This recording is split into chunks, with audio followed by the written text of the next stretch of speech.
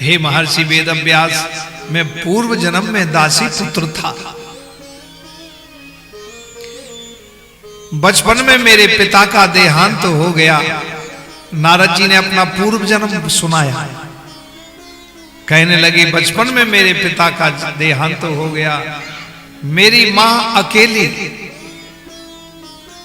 दिन भर मजदूरी करती, जो उससे पैसा मिलता उससे आटा दाल चावल खरीद करके और वो मेरा पेट पालती, मुझे खिलाती और संतों को भोजन प्रसाद करा के फिर मुझे खिलाती। हमारी मां के संस्कार हमें प्राप्त हुए।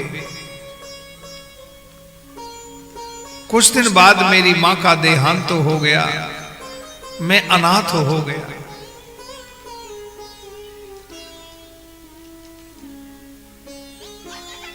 मेरी मां से पूर्व संतों की टोली आई। मेरी माता भगवान की भक्ति मुझे सिखाती थी। चातुर्मास का महीना था। संतों की मंडली मेरे नगर में आई तो नगर वासियों ने मुझे गरीब जान करके संतों की सेवा में रख दिया कि यह बालक दासी पुत्र है, यह बालक संतों की सेवा करेगा, यहीं इसको यहाँ भोजन की व्यवस्था भी हो जाया करेगी संतों के साथ, और संतों की सेवा करेगा, ये अच्छा रहे। मैं नारद जी, हे महर्षि वेदव्यास, में संतों की सेवा में चला गया। संतों ने मुझे संस्कार दिए, गले में कंठी माला पहनाई, मंत्र दिया, क्योंकि संत गुरु मंत्र दिए बिना, कंठी माला पहनाए बिना सेवा में नहीं रखते। इसलिए मुझे सेवा के अनुकूल बना करके मेरे गले में तुलसी की कंठी पहनाई, भगवान नाम मंत्र दिया कि तुम इसका जप करना और सेवा करना। संतों की मैं सेवा करता रहा। सुबह स्नान कराना, संतों के वस्त्र धोना, संतों के लिए भोजन प्रसाद परोसना। जब सब संत एक साथ बैठ के पंगत में भोजन प्रसाद कर लेते हैं, तब उन संतों की जूठी पत्तल पर जो बचता है उच्छिष्ट महाप्रसाद संतों का, वो पत्तल का प्रसाद में एकत्रित करके उसको पाता था। ऐसे भजनानंदी पवित्र संतों का जो पत्तल का उच्छिष्ट महाप्रसाद हमने जब पाया तो मेरी बुद्धि पवित्र हो गई। पवित्र संतों का भोजन प्रसाद पाकर के मेरा मन निर्मल हो गया। मेरी चंचल वृत्ति शांत हो गई। रात्रि में सोते समय मुझे भगवान की लीलाएं दिखने लगी। हे महर्षि वेदव्यास, 4 महीना कैसे बीत गए पता नहीं लगा। 3:30 बजे संत जाग जाते, ब्रह्म मुहूर्त में स्नान करते, संतों के लिए जल भर के मैं लाता, सभी संतों को स्नान कराता, सब संतों के कपड़े धोता, सब संतों को भोजन कराता, और भोजन करके संत थोड़ा विश्राम करते, फिर 3 बजे से सत्संग करते, तो मैं बैठ के सत्संग सुनता। मेरी सेवा से संत बड़े प्रसन्न हो गए और सभी संत मुझे आशीर्वाद देने लगे। हे महर्षि वेदव्यास, उन संतों का पवित्र भोजन प्रसाद पाकर के मेरी बुद्धि पवित्र हो गई। भगवान का सत्संग कथा सुनकर के मेरा मन निर्मल हो गया। रात्रि में मुझे भगवान के दिव्य सुंदर सुंदर स्वप्न आते हैं। भगवान की लीलाओं का दर्शन होने लगा। तो जो लीला का दर्शन मुझे रात्रि में होता था, वो दर्शन का जितना रहस्य है वो सब मैं सुबह संतों को बताता कि महाराज आज हमें भगवान की ऐसी लीला का दर्शन हुआ। तो संत सुनकर के बड़े प्रसन्न होते और मुझे गले लगा लेते। धन्य है बच्चा, तेरे ऊपर प्रभु की कृपा है, तेरी गुरु निष्ठा बहुत है, गुरु निष्ठा से ही भगवान की प्राप्ति होती है। गुरु के चरणों में प्रेम रखने से भगवान की लीलाओं का स्वप्न में दर्शन होने लगता है। संत बहुत प्रेम करने लगे उस बालक पर। 4 महीना बीत गए, संत जाने लगे तो वह दासी पुत्र जो था वो रोने लगा, महाराज हमें भी अपने साथ ले चलो, यहां कौन सेवा मिलेगी हमें। संतों ने सिर पर हाथ रखकर कहा, बेटा तुमने संतों की बहुत सेवा की, ये व्यर्थ नहीं जाएगी, आशीर्वाद है, तुम्हें भगवान का धाम मिलेगा। वह बालक बहुत रोया, ऐसे लग रहा है मानो कुछ हृदय से निकल रहा हो। 4 महीना संतों की जो सेवा मिली वो बड़े भाग्य से मिलती है। संतों ने कहा कि जब वो बालक रोने लगा, महाराज हमें भी ले चलो, वरना हम आपके बिना अपने प्राण त्याग देंगे, आपके बिना रह नहीं सकते। संतों ने बच्चे के सिर पर हाथ रखा, कहा पुत्र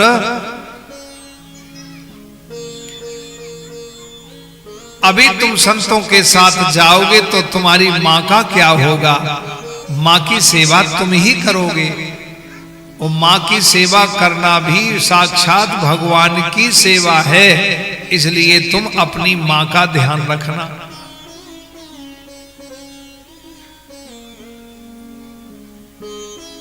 वह बालक बोला कि महाराज आपने सत्संग में ही कहा था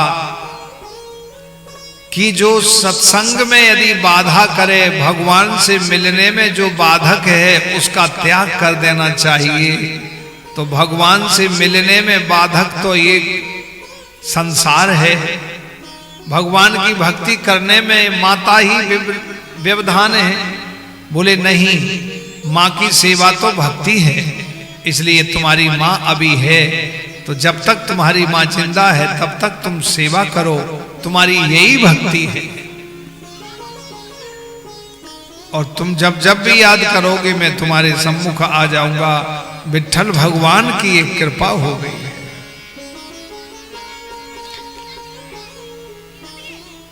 नारद जी के रूप में से पहले वह दासी पुत्र संतों के चरणों को पकड़ के रोने लगा। संतों ने आशीर्वाद दिया और संतों की टोली चली गई। नारद जी वह दासी पुत्र आया रोता हुआ अपनी मां के पास, मां की सेवा करता है। मां का शरीर वृद्ध है,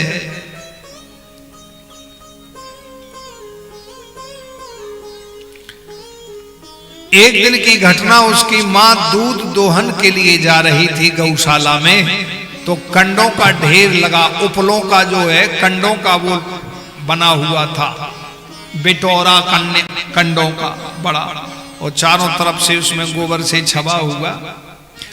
तो वो बालक की मां जो है दूध दोहन के लिए संध्या के समय जा रही थी। संध्या का समय था, सायंकालीन बेला थी। उसमें से काला नाग आया।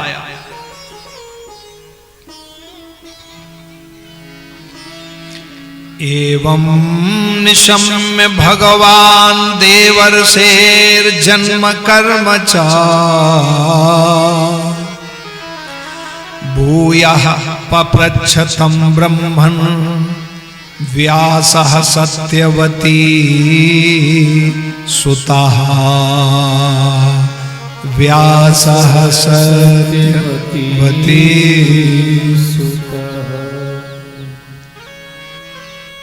एवं निशम्य भृगुनंदन साधुवादम।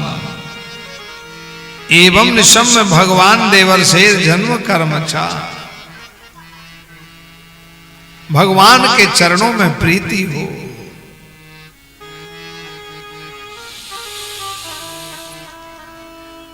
एकदा निर्गतां गेहा दुहंतीं निशिगां पथि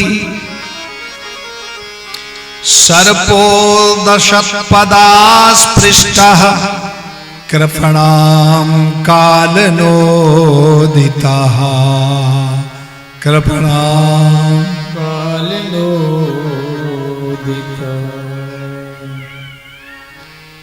एक दिन की ऐसी घटना घटी, एकदा निर्गताम गेहात दुहंतीम निशिगाम पथि। पथि माने पथ में। संध्या का समय था और काला नाग रास्ते में पड़ा हुआ था। उदासी पुत्र किया कि मां का पैर उस सर्प के ऊपर पड़ गया और जैसे ही पैर पड़ा सर्प ने वो उल्टा डस लिया और पैर में सर्प ने दंशन कर दिया। मां चिल्लाई, बेटा बचाओ, बेटा बचाओ, मुझे सांप ने खा लिया, सांप ने खा लिया। दौड़ करके बालक आया, तब तक वो काला नाग जो है बिल में चला गया। देख लिया बालक ने मेरी मां को काले नाग ने डस लिया है। एकदा निर्गताम गेहात दुहंतीम निशिगाम पथि सर्पोदशत्पदास्पृष्टः कृपणां कालनोदितः कृपणां कालनोदितः।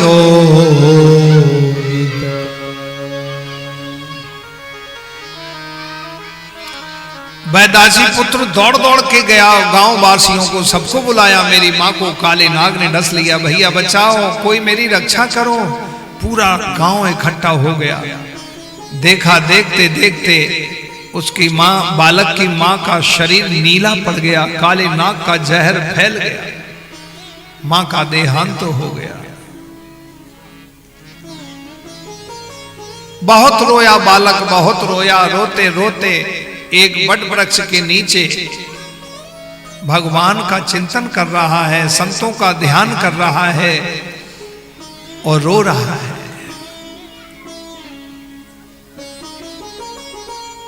आकाश मार्ग से माता पार्वती जी जा रही थी, भोलेनाथ जा रहे थे।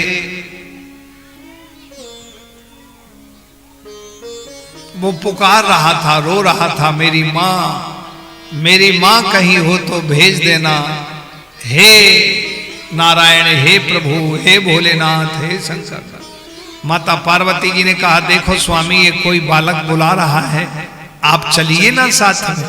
बोले, देवी ये अपनी किसी संसार की मां को बुला रहा होगा, तुमको नहीं बुला रहा। बोले, नहीं महाराज, इसकी पुकार में ऐसी वो करुणा पुकार है कि वो मेरे जैसी मां को ही पुकार रहा है।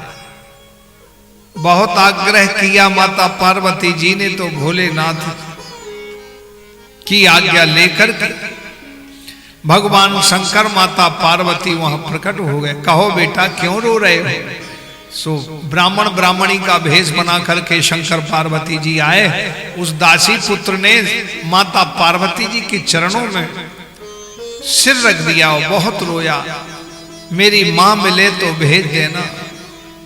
3 दिन से मेरी मां मुझे दर्शन नहीं दी, मेरी मां को भेज देना। मैं मां के बिना भूखा हूं, प्यासा हूं, मेरी मां कहां है? माता पार्वती जी को दया आ गई। वो छोटे से बालक के सिर पर हाथ रखा और कहा, बेटा, आज से तेरी मां मैं हूं, जब जब तुझे याद आएगी मुझे पुकार लेना, मैं आ जाऊंगी। आशीर्वाद दिया। माता पार्वती जी, शंकर भगवान ने आशीर्वाद दिया उस बालक को और कहा कि तुमको इस जन्म में तुमने संतों की सेवा की, इस जन्म में दासी पुत्र बनकर के तुमने संतों की बहुत सेवा की। उन पवित्र संतों का लाखों करोड़ों की संख्या में जिन संतों ने भजन किया, भगवान का ध्यान किया, भगवान के दर्शन किए, ऐसे पवित्र संतों की सेवा करके तुम्हारा जीवन ये सफल हो गया। अब अगला जन्म तुमको भगवान के चरणों में प्राप्त होगा और तुम ही नारद बनोगे। ये माता पार्वती जी ने पहले ही कह दिया।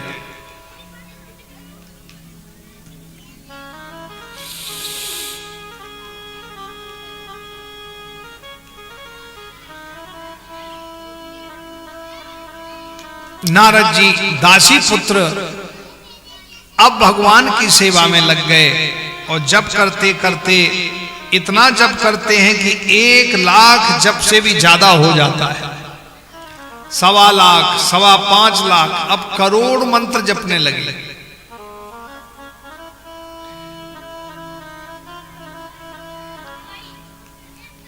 एक दिन बिजली गिरी, वर्षा हुई, पेड़ के नीचे बैठे थे, भगवान का चिंतन कर रहे थे। संतों की सेवा का फल कभी निष्फल नहीं जाता। और जैसे बारिश हुई, बिजली गिरी और वो शरीर नष्ट हो गया, वह बालक मर गया। और मरने के बाद उसका ध्यान भगवान में था, तो उसकी आत्मा जाके भगवान नारायण के चरणों में पहुंची। भगवान नारायण ने ब्रह्मा जी को वो आत्मा प्रदान की और ब्रह्मा जी के 10वें पुत्र श्री नारद जी के रूप में प्रकट हुए। वो ही साक्षात दासी पुत्र नारद बनकर के आया। बोलो श्री नारद जी महाराज की जय। भगवान ब्रह्मा जी ने 10मस्तत्र नारद, 10वें पुत्र श्री ब्रह्मा जी के नारद जी हैं, जो भगवान के अवतार हैं।